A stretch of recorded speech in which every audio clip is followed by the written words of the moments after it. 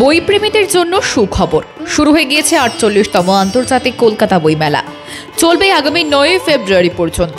এই মেলায় দেশ বিদেশের খ্যাতনামা প্রকাশক এবং লেখকদের বইকে ঘিরে সব বয়সের বইপ্রেমী পাঠকদের মনে ব্যাপক উৎসাহ এবং উদ্দীপনা থাকে দেখার মতো।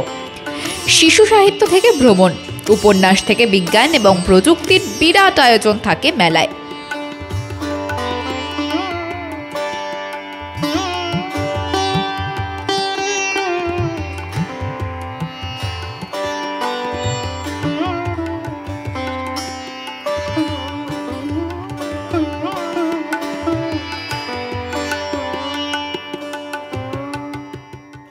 কিন্তু এবারের মেলার বিশেষত্ব হলো নেই বাংলাদেশ প্যাভিলিয়ন।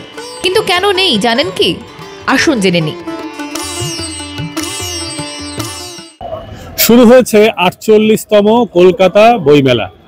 এবারের বইমেলার বেশ কিছু বিশেষত্ব হচ্ছে, তার মধ্যে একটা যে এবারের প্রথমবার যে বাংলাদেশ কোনো প্যাভিলিয়ন পায়নি কলকাতার এই বইমেলায়।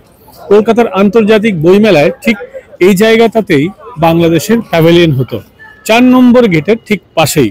কিন্তু এবছর সেখানে বাংলাদেশের কোনো প্যাভিলিয়ন নেই। প্রতি বছর বাংলাদেশের কখনো গণভবন, কখনো সংসদ ভবনের আদলে বা অন্যান্য বাংলাদেশের স্থাপনার আদলে হতো বাংলাদেশের প্যাভিলিয়ন।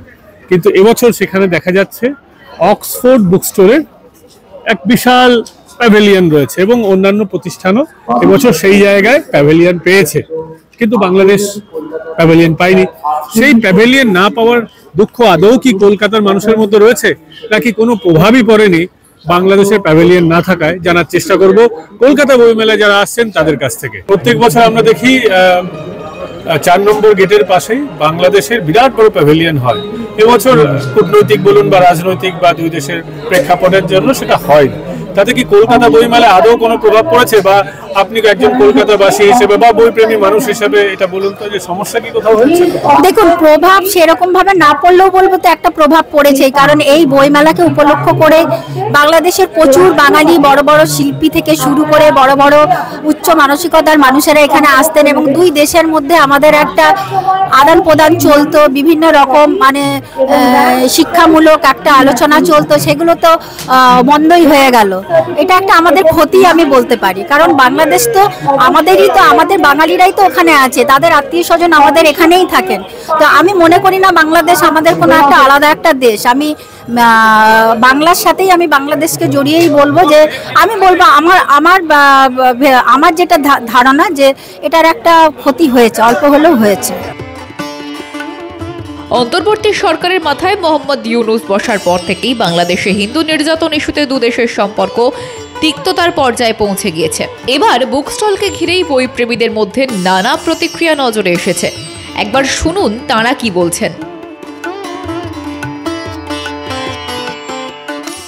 এটা তো পলিটিক্যাল কারণ হিসেবে সবাই দেখতে পাচ্ছে, যে এই জন্যই তাদেরকে ইনভাইটও করা হয়নি বা তারাও পার্টিসিপেশনটা করতে পারেনি, যে কোনো কারণেই হোক। তবে বুক ফেয়ার, যে কোনো বুক ফেয়ার সেই পলিটিক্যাল যে কোনো অ্যাফেয়ার্স গুলোকে সরিয়ে রেখে সবাই যদি সমবেত হয় তাহলে আরো সুন্দর হয়, এটাই আমার। ১৯৭৬ সাল থেকে এই মেলার শুরু হলেও ১৯৯৬ সাল থেকে মোটামুটি ধারাবাহিকভাবে বাংলাদেশ প্যাভিলিয়ন ছিল। মাঝে এক বছর মেলার থিমও ছিল বাংলাদেশ।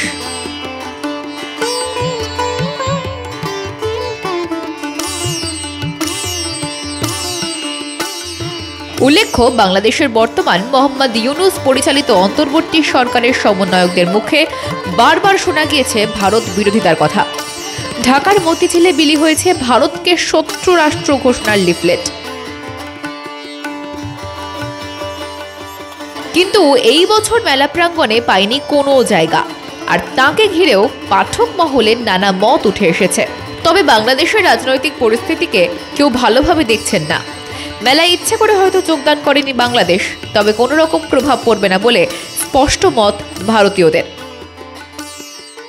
বইমেলায় তো প্রভাব পড়েছে বলে মনে হচ্ছে না সেরকম কিছু, কিন্তু বুক স্টলটা দেওয়া উচিত ছিল, এটা আমার মনে হয়। প্রতি বছরই আসি আমরা, গত 2 বছর ধরে আসছি, দেখছি স্টলটা, কিন্তু আমার মনে হয় এটা ঠিক করা হলে ভালো হতো। 2023 সালে চট্টগ্রাম কুমিল্লায় দুর্গাপুজোর সময় কট্টর মৌলবাদীরা আক্রমণের প্রতিবাদে কোচবিহারের রাসমেলায় বাংলাদেশের স্টলের সামনে হিন্দু সংগঠনের যুবকরা ব্যাপক বিক্ষোভ দেখিয়েছিল।